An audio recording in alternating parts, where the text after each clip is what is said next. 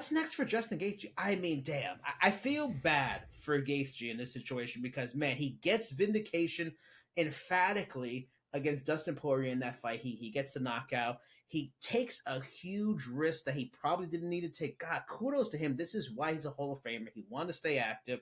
He wanted to take on a good fight. He fights Max Holloway with really nothing to gain. If he beats Max, great. It's a nice thing on the resume, but it doesn't help him in the division.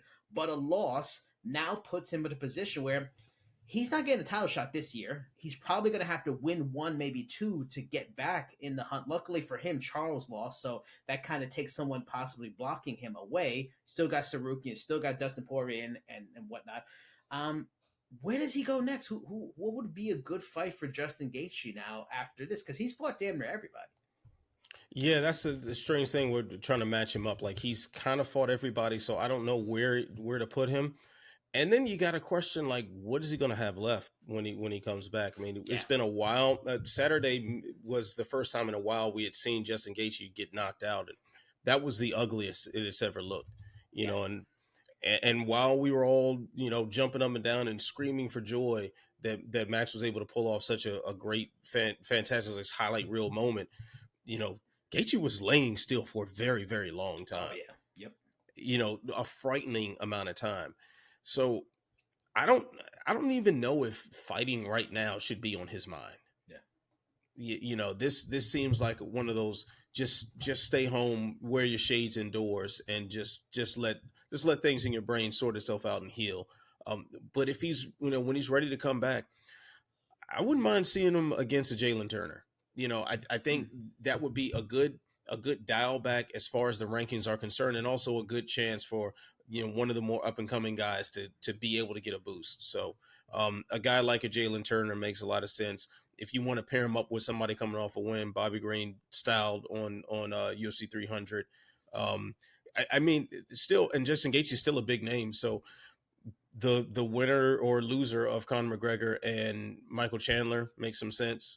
Yeah, there are options for him, but first things first, he needs to heal. I'm going to give you 4 options.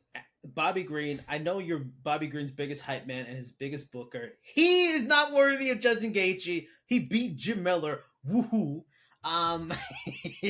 Okay. Don't speak ill of Bobby like that. The Conor Chandler idea I love. I was thinking about that too. I'm going to give you 4 names, and just to shout out on Ringside Intel, we have a piece breaking down Justin's last fight as well as upcoming opponents. So I'm going to give you those 3, and I'm going to give you one more. For the article on Ringside, the 3 suggestions I threw out there are Masvidal, Mateusz Gamrot, Dan Hooker. Also, I'm going to throw out there Charles Oliveira. What are your thoughts on one, possibly a Charles Oliveira rematch? Maybe it's become sort of like a title eliminator behind Armin. Whoever loses really is done. They're not going to get a title shot again. You got Mateusz, who's right up there. He's a top contender. That would make sense in that he wants a bigger fight higher in the division. If Gaethje wants to kind of really get momentum back, beating someone like him that's hardly lost in the UFC, he in that same level of Armin is maybe a good win. You got Masvidal. They've been talking. That's an easy money fight for Masvidal's return to the UFC. Or Dan Hooker. Dan Hooker surprisingly is in the rankings of the top 10 on UFC.com. And if you just want to have a banger that's going to be a wild war that fits his style and Hooker's style, and it's a winnable fight with relevancy, that would be a very fan-friendly, easy fight night main event kind of fight. What do you think? Any of those interest you? Dan Hooker is probably the more interesting one to me. The Charles Oliveira one makes a lot of sense, but I still want to see more fresh matchups. So I'm probably going to lean toward Dan Hooker or Bobby Green.